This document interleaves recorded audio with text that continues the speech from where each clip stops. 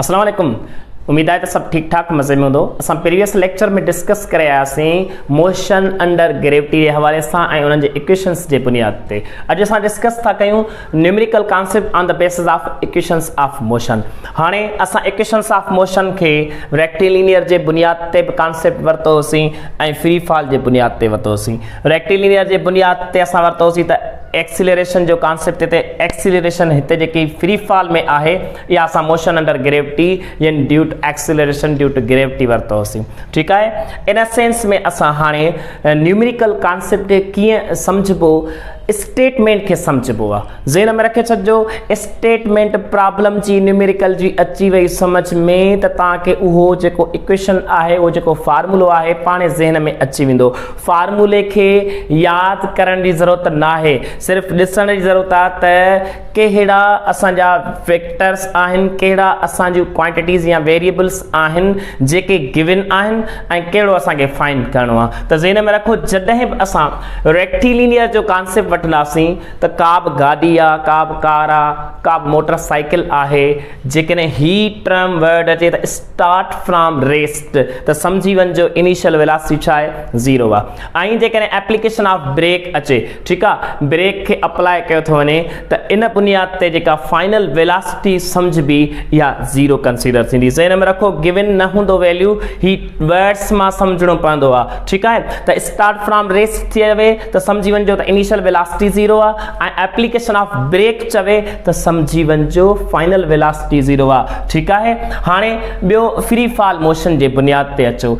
An object is throne upward, जेकॾहिं के object खे अपवर्ड थ्रो कयो थो वञे त उते जेकी फाइनल वेलोसिटी पीक पॉइंट ते थींदी दिस इज द ज़ीरो। ठीकु आहे, ज़ीरो वञी थींदी। ऐं जेकॾहिं ऑब्जेक्ट खे ड्रॉप कयो थो वञे, फॉल करायो थो वञे त उते जेकी इनिशियल वेलोसिटी कंसीडर कई वेंदी उहा ज़ीरो कंसीडर कई। वरी ॿुधी छॾियो त ही टर्म्स जे बुनियाद ते अपवर्ड वञे त पीक पॉइंट ते छा थींदी, फाइनल वेलोसिटी ज़ीरो, ऐं ड्रॉप कयो थो वञे त इनिशियल वेलोसिटी छा थी वेंदी, ज़ीरो। हाणे असां हिकु न्यूमेरिकल खे सम्झूं त जेकॾहिं हिकिड़ो मोटरसाइकिलिस्ट हुजे,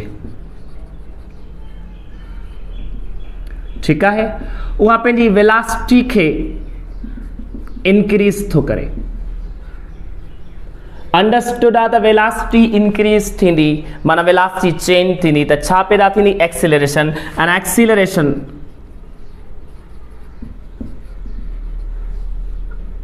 two metre per second square is 20 metre per second in 5 second. Find the initial velocity of motorcycle। Motorcycle जी छा खपे, इनिशियल वेलोसिटी फाइंड करणी आहे।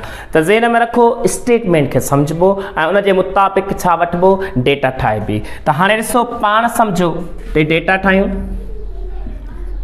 डेटा ठाहिण वक़्तु पाण ॾिसो जेकी माना मोटरसाइकिल आहे वेलोसिटी इंक्रीज थी थिए त हिते एक्सीलरेशन गिवन आहे, acceleration is 2 metre per second square. ठीकु आहे।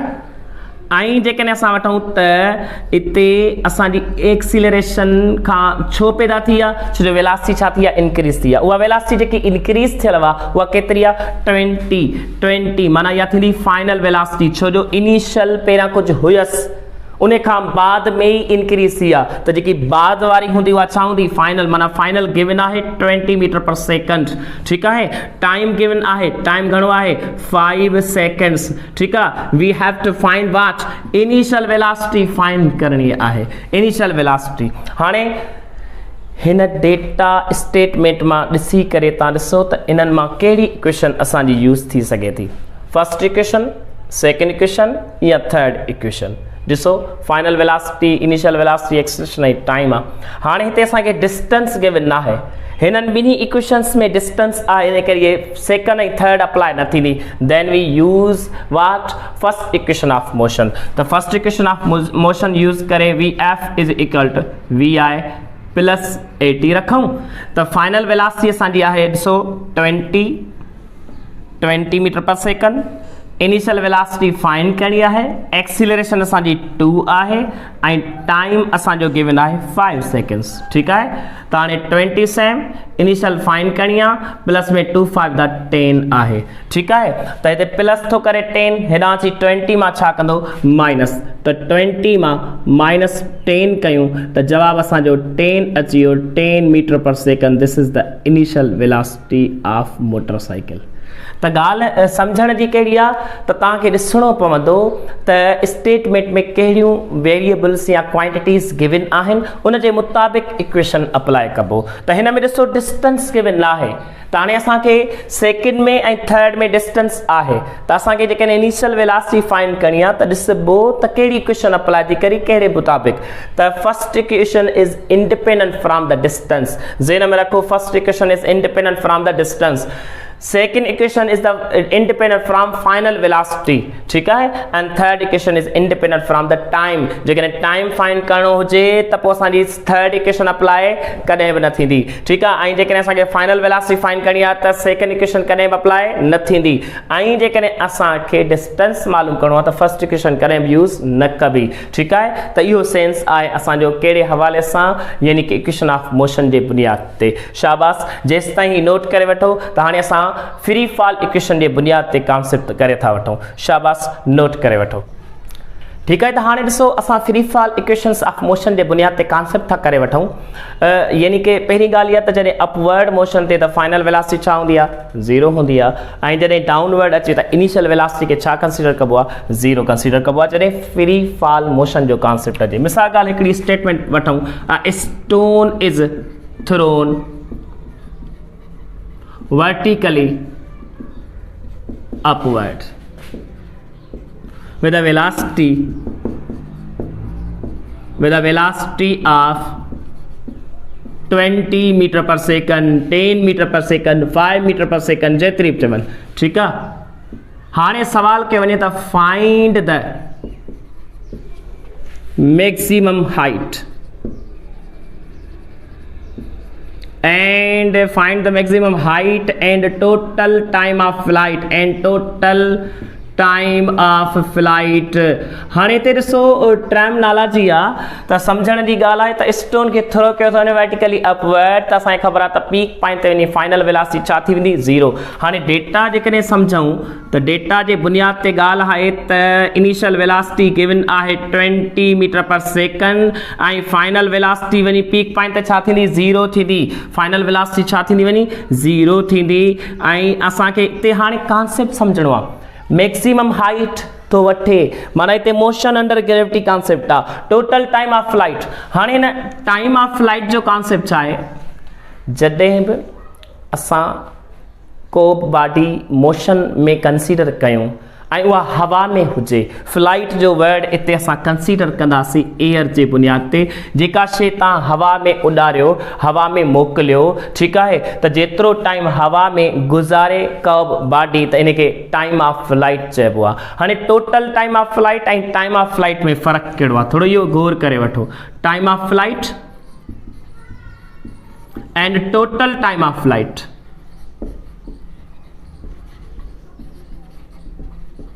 हाणे टाइम ऑफ फ्लाइट जो मतिलबु आहे या त हिकिड़ी साइड, वन साइड, या त यानी कि ग्राउंड खां अपवर्ड वञे या अपवर्ड पीक पॉइंट खां ग्राउंड न अचे, माना one side.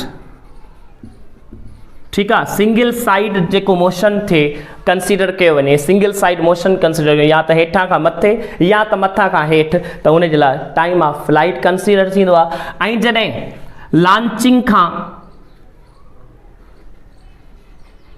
Launching two landing या throwing two catching,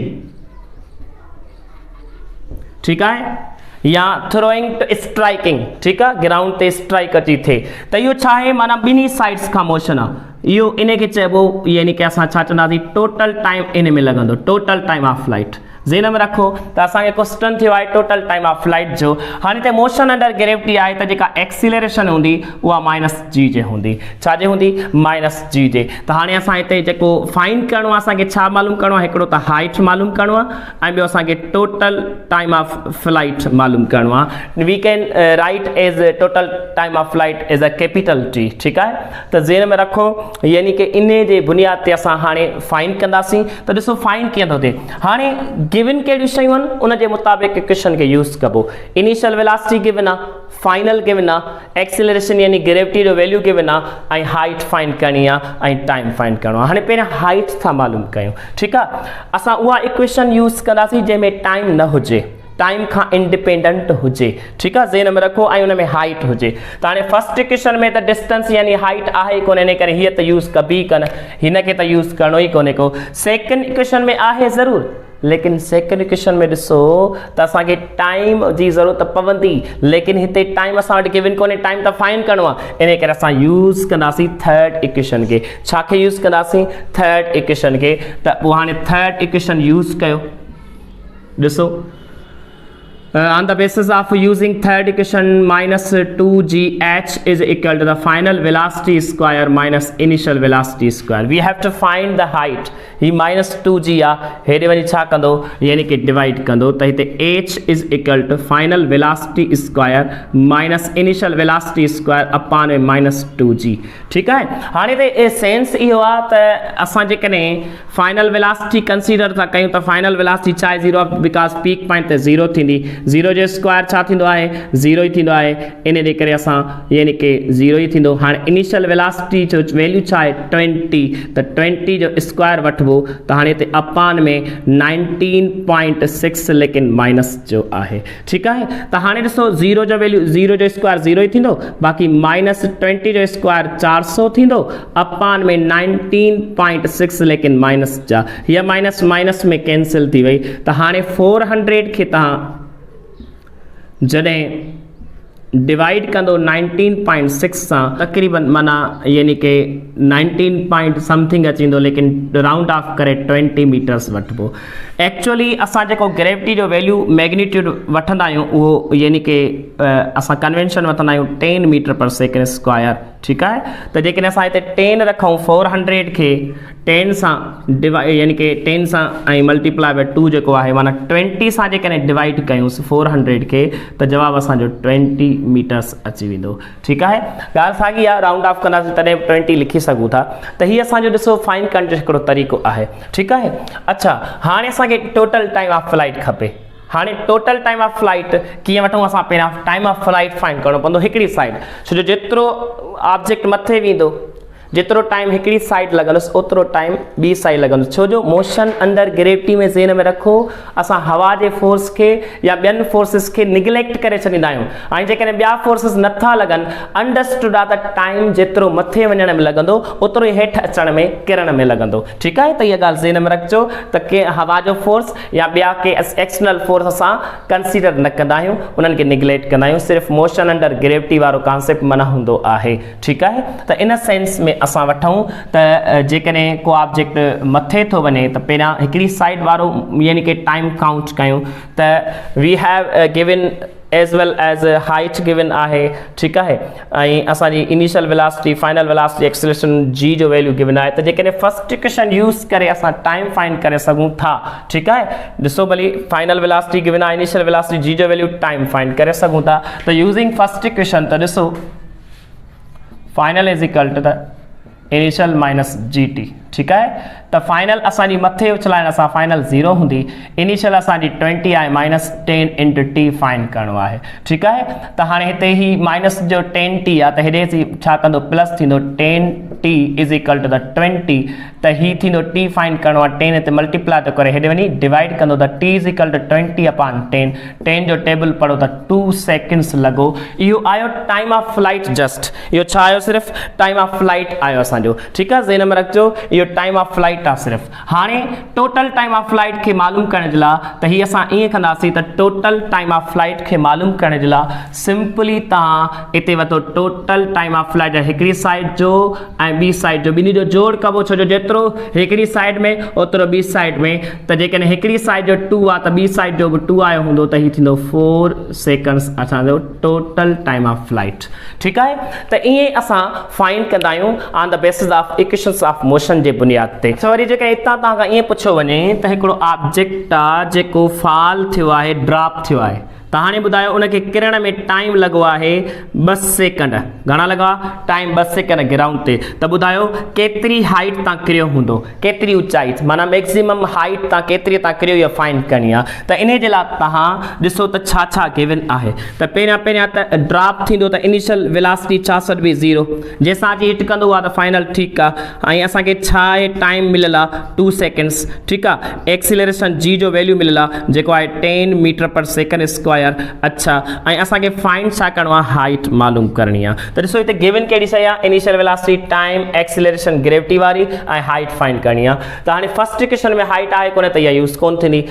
third equation के ॾिसो त छा हिते टाइम गिवन आहे या टाइम खां इंडिपेंडेंट आहे? नहीं, थर्ड लॻंदी, नहीं फर्स्ट लॻंदी। इन करे असां सेकंड इक्वेशन यूज़ कंदासीं फाइंड करण जे लाइ। छा खे? हाइट खे। त यूज़ कयो h = VIT - 1/2 GT स्क्वायर। हाणे हिते ॻाल्हि ज़हन में रखो, जॾहिं बि फ्री फॉल ड्रॉप वारो कॉन्सेप्ट अचे या असांजो यानी कि फॉल वारो कॉन्सेप्ट अचे त हिते इनिशियल वेलोसिटी छा हूंदी आहे? 0। त हाणे इक्वेशन जेकी शॉर्ट ट्रिक में लॻंदी उहा कहिड़ी थींदी? स्टैंड यानी कि शॉर्ट फॉर्म में कीअं लॻाए सघूं था, यानी कि असां यूज़ करे सघूं था 1/2 GT स्क्वायर। ज़हन में रखो 1/2 GT स्क्वायर असां इस्तेमालु करे सघूं था हाइट जे लाइ, 1/2 GT स्क्वायर। त हाणे यूज़ कयो h = 1/2 सेम, g जो वैल्यू 10, टाइम केतिरो गिवन आहे? असांजो टाइम आहे 2 जो छा? स्क्वायर, ठीकु आहे। त 1/2 इंट में 10 इंट में 4, टेबल लॻायो 1 to the 2 2 to the 4। हाणे 2 ×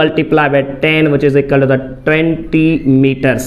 त हीअ असांजी हाइट फाइंड करण जो तरीक़ो अथव। ज़हन में रखे छॾिजो जॾहिं फ्री फॉल मोशन हुजे ऐं हाइट मालूम करण जे लाइ चयो वञे त इनिशियल वेलोसिटी 0 आहे त उन जे लाइ शॉर्ट इक्वेशन बस 1/2 GT स्क्वायर यूज़ कबी। 1/2 GT स्क्वायर 1/2 फार्मूले वारो आहे, g जो वैल्यू 10 रखबो, टाइम गिवन हूंदो उहो पुट कबो, जेको बि गिवन हूंदो। हिते 2 आहे, तव्हांखे ॿियो बि मिली सघे थो, ठीकु आहे। जेतिरो मिलंदो हूंदो उन स्क्वायर वठिबो। ज़हन में रखिजो 2 जो स्क्वायर 4 मल्टीप्लाई डिवाइड कबो, जवाब अची वेंदो। त this is concept about what actually equations of motion. त ये सब इक्वेशंस ऑफ मोशन आहिनि ऑन द बेसिस ऑफ छा? हाणे जेकॾहिं हिते ॿियो क्वेश्चन पुछियो वञे, ॿियो क्वेश्चन कीअं पुछियो वञे? हिकिड़ो को बि स्टोन आहे, बाल आहे, मथां खां हेठि किरे थो, ठीकु आहे। उनखे मथां खां हेठि किरण में 5 सेकंड था लॻनि टोटल। हाणे सवाल आहे 5 सेकंडनि में हुन हाइट कवर कई हूंदी कुझु न कुझु, जेतिरी बि हाइट कवर कई हूंदी। हाणे जेकॾहिं सवाल पुछे त 3 सेकंड ताईं, 3rd सेकंड ताईं केतिरी हाइट कवर कयईं, केतिरो डिस्टेंस कवर कयईं, केतिरी लेंथ कवर कयईं, त उनखे कीअं फाइंड कबो? त तव्हांखे मूं पढ़ायो हो nth सेकंड जे लाइ, यानी कि nth सेकंड जे लाइ जेको डिस्टेंस हूंदो आहे या हाइट हूंदी आहे उन जे लाइ इनिशियल वेलोसिटी प्लस में यानी कि असां चवंदासीं एक्सीलरेशन अपॉन में 2 इंट में 2n-1 ही फार्मूलो हुयो। ज़हन में रखिजो nth सेकंड जे लाइ इनिशियल वेलोसिटी प्लस में एक्सीलरेशन upon में 2 इंट में 2n-1। This is the formula for finding the distance in nth second। कहिड़े बि सेकंड में डिस्टेंस के मालूम करण लाइ ही फार्मूला हूंदो आहे, ठीकु आहे। हाणे जेकॾहिं हिते ई तव्हां माना वठो फ्री फॉल मोशन जे बुनियाद ते त हीअ हाइट nth सेकंड में थी वेंदी, nth सेकंड में थी वेंदी is equal to the initial velocity छा हूंदी? 0। हाणे g वठो, g अपॉन 2 साॻी 2n-1 वठो, ठीकु आहे। त g जो वैल्यू छा आहे? 10 आहे, अपॉन में 2, हाणे bracket 2 multiply by nth second तव्हांजो काउं आहे 3rd नंबर वारे सेकंड में डिस्टेंस हाइट खपे, त हिते रखो 3 माइनस में 1। हाणे ॾिसो हिते ई जेकॾहिं असां कॉन्सेप्ट वठूं त 10 जो यानी कि 2 सां डिवाइड कयो त 5 थी वेंदो ऐं 2 3 दा 6, 6 मां 1 कट कयूं त वरी बि हिते 5 थी वेंदो, त 5 5 दा 25 मीटर्स। त ज़हन में रखो जेकॾहिं तव्हां खां केरु पुछियो वञे त कहिड़े बि टाइम में केतिरी बि हाइट कवर कयईं, हाणे जेकॾहिं पहिरियां माना कंहिं nth सेकंड में काएं नंबर सेकंड में कहिड़े बि नंबर सेकंड में तव्हां खां हाइट पुछे, जीअं थर्ड नंबर सेकंड में केतिरी हाइट थींदी, त उन जे लाइ ही फार्मूलो थींदो। ठीकु आहे, त ज़हन में रखो ईअं असांजा यानी क्वेश्चन्स थींदा आहिनि on the basis of equations of motion. त ही सभु ॻाल्हियूं ज़हन नशीन करे छॾियो, बाक़ाइदे इन्हनि ते प्रैक्टिस कयो, प्रैक्टिस मस्ट अथव। ठीकु आहे, इक्वेशंस ऑफ मोशन ते प्रैक्टिस मस्ट आहे, जेतिरी प्रैक्टिस कंदो ओतिरो तव्हांजी कमांड थींदी। ठीकु आहे बाबा, शाबाश, नोट करे वठो, स्क्रीन शॉट कढी वठो। Thank U.